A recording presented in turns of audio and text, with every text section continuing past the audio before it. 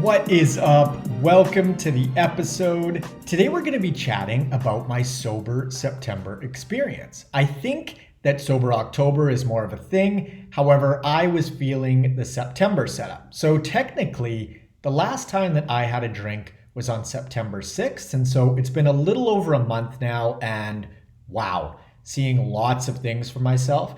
And I've gone 30 plus days without booze quite a few times. I'm sure I've gone months and months at some points. However, I haven't really formally tracked it before. But regardless, I always learn a ton. So I wanted to share some of those insights with you. As I've mentioned on the pod before, I used to have a bit of an issue with alcohol.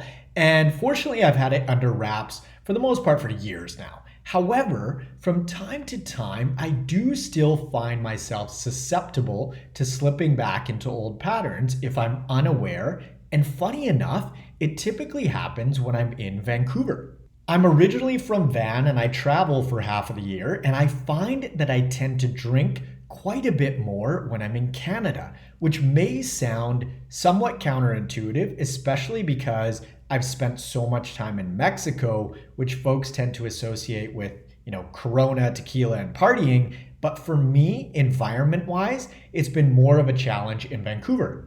So I tend to drink far less when I'm out of country. And I think that there are a number of reasons for this. However, environment is a massive one because we have really powerful associations with physical places. And being that I grew up in Vancouver, I've got plenty of friends there, my family is there, I just tend to indulge in alcohol much more so versus when I'm on the road.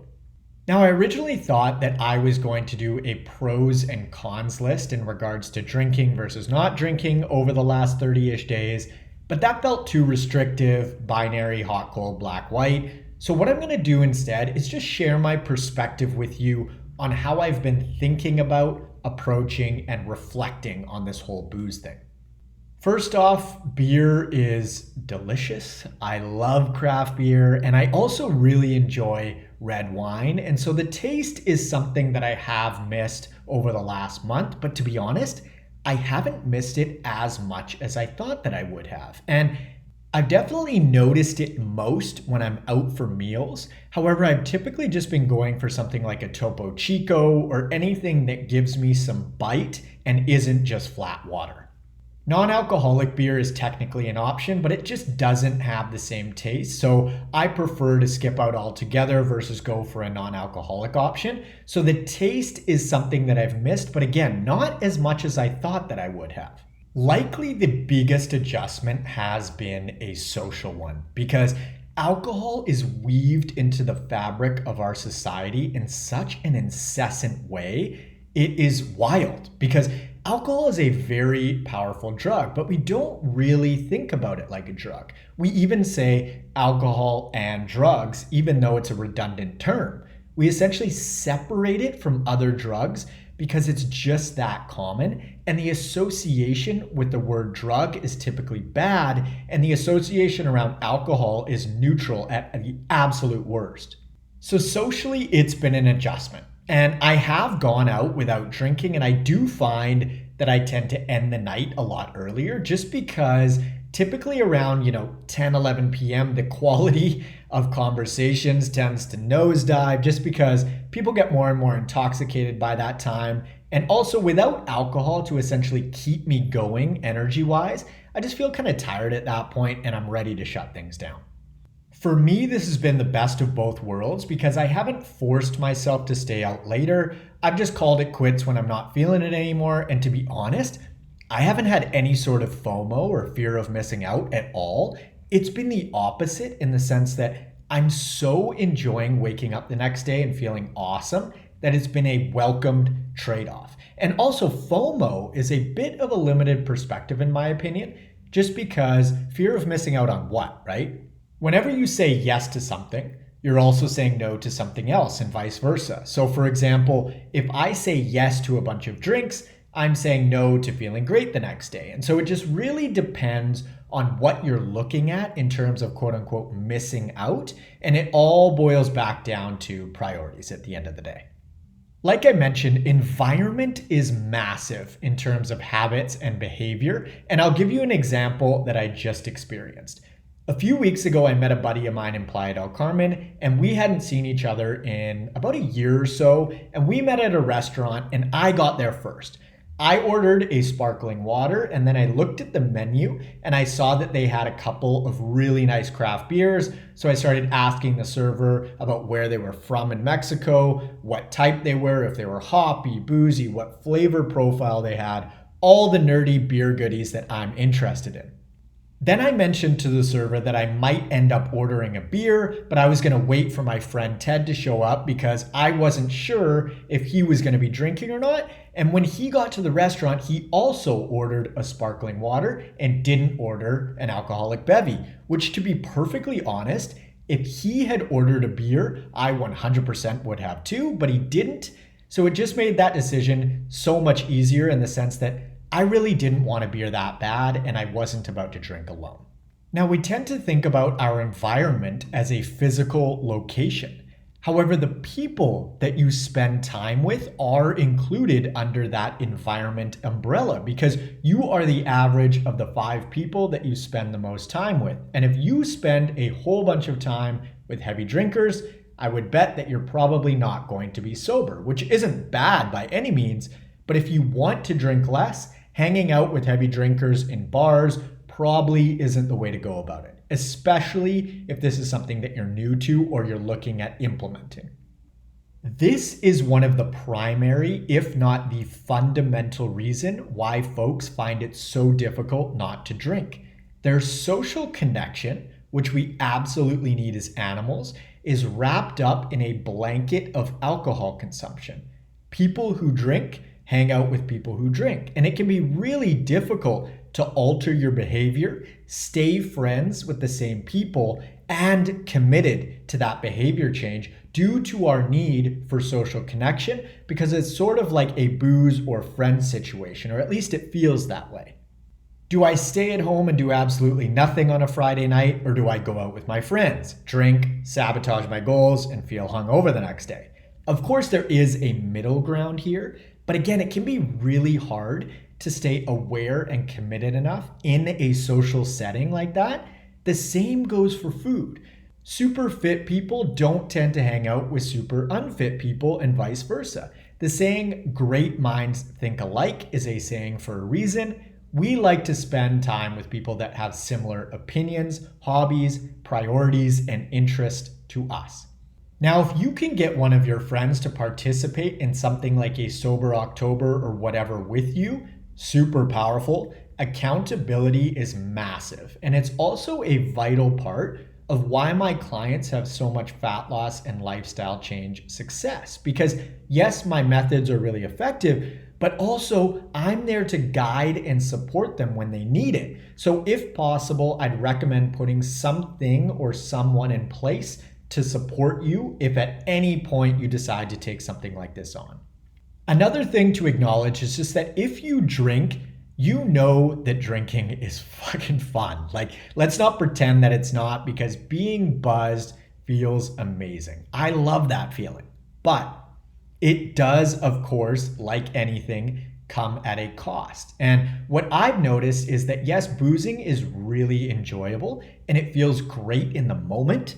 However, when I take a step back and look at the area under the curve in regards to feeling good, I've gotten so much more feel-good time than I typically would over the last month in the big picture. For example, if I go out and have, 5 to 6 beers, it's a blast and I feel really good while I'm drinking for that evening. But man, I don't feel back to 100% for at least 24 hours, but it's often more. And so if we just look at this on a time scale, for myself, it's like a 2-to-1 ratio, sometimes even a 3-to-1 ratio, depending on how much I drink in regards to how long it takes for me to recover fully. The more alcohol I consume, the longer it takes for me to get back to baseline physically, mentally, and emotionally. And to be honest, physically, hangovers aren't much of an issue for myself. but mentally and emotionally, holy shit, it's bad. I'm anxious even though there is no reason to be, meaning that it's just chemical and how alcohol impacts my brain. You've probably heard the borrowing happiness from tomorrow term. Having an extra good time on a Friday night often means having an extra worse time on a Saturday. And unfortunately, that extra worse time tends to drag out longer from a time perspective than the extra good time, or at least it feels that way from a perception standpoint. I've also noticed that it's been more effortless to maintain my body composition, shocker, and my workouts have been even better, which is super cool and totally makes sense just because alcohol contains a ton of calories and therefore I've been able to eat more food yet actually get leaner because I'm no longer drinking my calories via booze. Big bonus there. Workout wise, I just feel better day to day. And so the quality of my workouts has increased quite a bit, which is also a contributor to better body comp. The sleep benefits have been incredible. I can't emphasize this one enough. It's been an absolute game changer on multiple levels. I feel better, of course. I'm more alert. I'm more productive with work. My memory is improved, which totally makes sense because sleep and memory are very tightly linked. And so my retention via anything that I'm learning is even better, which I absolutely love. I also feel like I have more time, and this is due to a couple of things. One is I'm finding that I actually need fewer total sleep hours because my sleep quality has increased so much due to shifting the timing in which I'm sleeping, and also just because alcohol itself is not messing with my sleep cycles. Timing wise, I'm finding that I'm going to bed at say 10 or 10:30, and then I'm ready to roll typically by 5 or 5:30 in the morning. And man, mornings are just special. My relationship with mornings has gotten so much better over the years, and I'm going to bed feeling excited to wake up, do some journaling, drink my coffee, and then dig into my day. It's been really cool. Also, I've noticed that I've felt a lot more stable mentally and emotionally. So I'm finding it very easy to predict how I'm going to feel on a day-to-day basis versus sometimes alcohol hits you differently, right? Like depending on how much you've eaten, how late of a night that you had, and of course, how much you actually drink. But it's just far more difficult to predict how I'm going to feel after X amount of drinks versus without booze entirely, being that I know that I'm going to get a great sleep and wake up with zero hangover, grogginess, moodiness, etc. I'm digging that.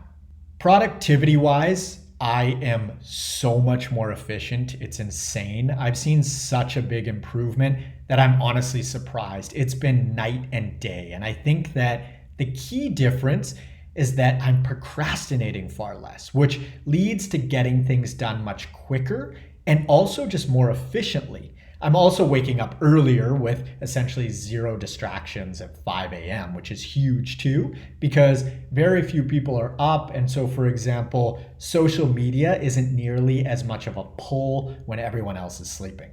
Now, my clients always come first in regards to my work, and that's never changed. But I also really enjoy putting out content for you guys because I not only want to share this stuff, but I feel like I kind of have to, because if I don't get it out of my head, I feel somewhat incomplete and unaccomplished. For example, I really enjoy putting this podcast together and filming my 60 seconds or less series that gives you guys quick and actionable tips to implement in your life.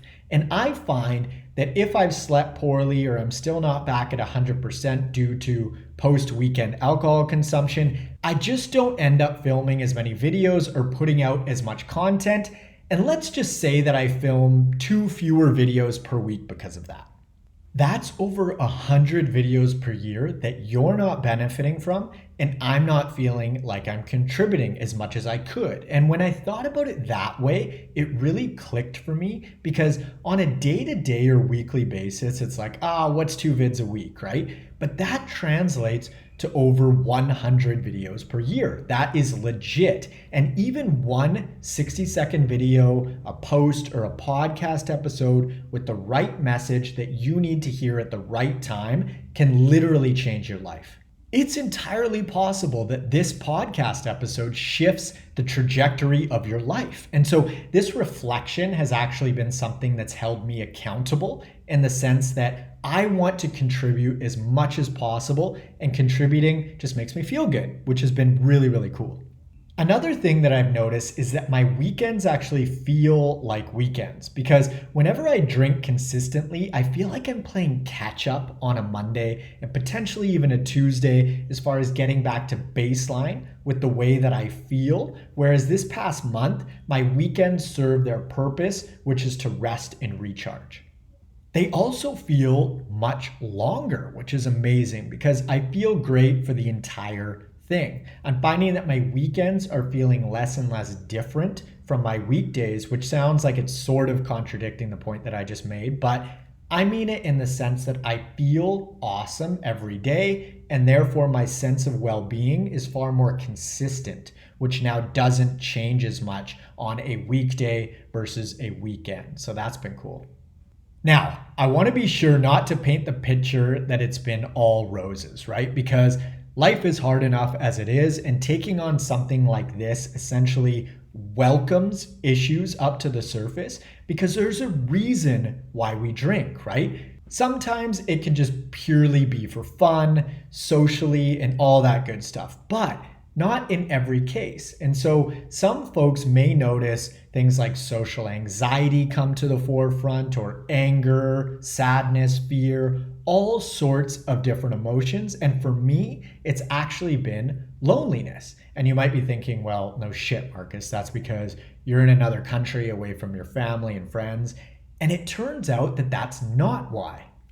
Reason being is, I have had times where I've felt just as lonely in Vancouver as I have in Mexico or California or Colombia, wherever. For me, it's not actually location dependent because, wherever you go, there you are, right? And I'm very comfortable socializing and making conversation in virtually any situation. And so that's not the issue. Also, because I've had moments where I've checked in with myself and I've even felt lonely surrounded by people that I love, literally sitting in the same room as me. So I understand that this feeling of loneliness stems from inside, and I've used alcohol, among other things, to mask that loneliness a lot in my life. And so this has been an amazing opportunity for me to address, feel, and deal with some of it. I've still got more work to do, but fortunately, this experience has really helped me to move in the right direction with it.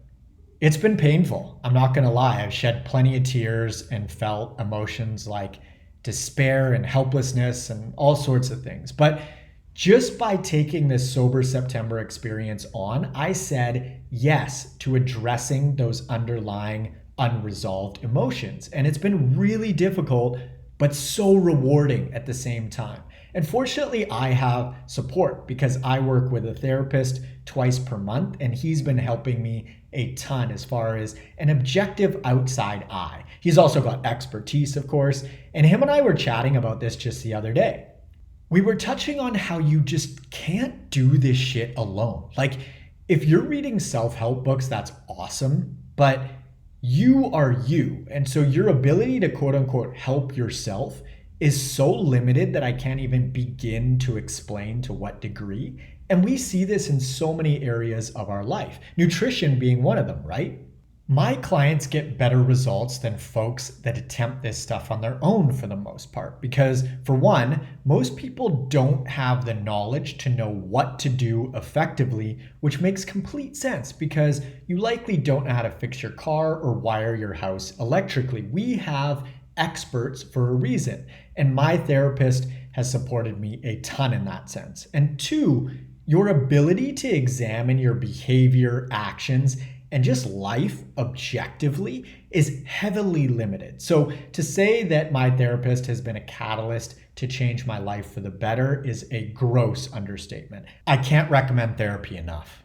So taking on this Sober September dealio has been an amazing learning and growing experience because it's literally saying, hey, issues, come up, come to the forefront, punch me in the face. I'm ready for you. I'm not going to avoid. I'm not going to deny or rationalize. I've seen that by saying no to alcohol, I'm saying yes to more personal growth. As a side note, we tend to have three ways in which we deal with difficult issues. One is avoidance, the second is denial, and the third is rationalization. And let's use alcohol as an example here. Avoidance would be knowing deep down that there's an issue, but simply continuing on with what you're doing and ignoring all of the signs that life is giving you along with your intuition, which, fuck man, that one hurts the most. It feels the worst because it's like a personal betrayal. Like when you know something is off, there's a leak in your basement, for example, and every day you're just like, I'll deal with that tomorrow. I'll deal with that tomorrow. I'll deal with that tomorrow. That shit weighs on you. And the only way to truly tell how much it's weighing on you is by addressing it, because it may have been there for so long that you don't know yourself without it at this point. Denial is a really clear one. You're thinking, I don't have a problem, and there's like 30 empties sitting on the counter behind you. Now, rationalization is interesting because we're so good at it. Actually, I take that back. We think that we're good at it. A lot of humans, if not all of us, can rationalize to the point of legit insanity. Things can be so incredibly clear from the outside to other people in our lives, and yet we just choose to provide X, Y, and Z reasons for our behavior. And we accept that. And my favorite way to think about rationalizing is that we tell ourselves rational lies. It's in the word, right? Now, the truth is, if we're avoiding, denying, or rationalizing something, it's just not a priority. And that's okay, because we tend to address things when we're ready to. So, if you decide to give up booze for a bit, here's how I'd recommend setting yourself up for success. I touched on this one earlier. Accountability is massive just because so many of us find it difficult to be accountable to ourselves, and therefore putting someone or something in place will help a ton. There is a reason why folks in AA have sponsors. Also, know that it's quite possibly going to be hard. Issues are going to come to the surface because instead of avoiding, rationalizing, or denying, you're saying yes to whatever may come up and addressing this stuff head on. Be sure to be mindful of meeting your needs in terms of social connection, because it is so fundamental to us as humans that if you cut it out along with alcohol, the alcohol will make its way back into the picture in full force, because the evolutionary need for social connection is so strong. So be sure to fill your social bucket via still hanging out with friends, family, and all that good stuff. Stay busy. Go on hikes and walks, and you can even be a tourist in your own city. There are so many things to do on a day-to-day basis, so keeping yourself occupied shouldn't be an issue. However, if alcohol does play a really big role in your life, you might find this transition a little more difficult just because you're like, shit, what do I do if I don't drink? In the literal drinking sense, non-alcoholic beer is an option. Things like Topo Chico, zero-calorie drinks, water, heavy on the lemon or lime. There are more delicious alternatives than ever. So you've got a bunch of options as far as finding a physical replacement for alcohol, i.e. liquid. Big picture, Sober September was a massive win. I'm stoked that I did it. And as far as my relationship with alcohol moving forward goes, whether I'm going to drink or what, I don't have a set plan. I can say that I have zero desire to have a drink today, but that may change tomorrow. So I'm open to being super flexible with all of this stuff. Now, if you have any questions at all as far as the who, what, where, when, why, and how, do not hesitate to reach out to me. I would love to hear from you because I think that taking things on like this have massive growth opportunities to them. And that's the whole reason why I started this podcast to begin with, bettering yourself on the daily. So again, don't hesitate to reach out. If you're interested in applying for one-on-one nutritional coaching and or workout design with me, you can click the link in the description below or head on over to n1fitness.com/coaching. Follow me up on Instagram at N1Fitness, on TikTok at the N1Fitness, and feel free to friend me on Facebook at Marcus Sadu. Thank you so much to the folks that have taken 30 to 60 seconds out of their day to leave a review on their favorite podcast platform. I truly and genuinely appreciate you. Lastly, be sure to hit the subscribe button. Thank you so much for tuning in. I hope you found this useful, and I will catch you on the next episode. See ya.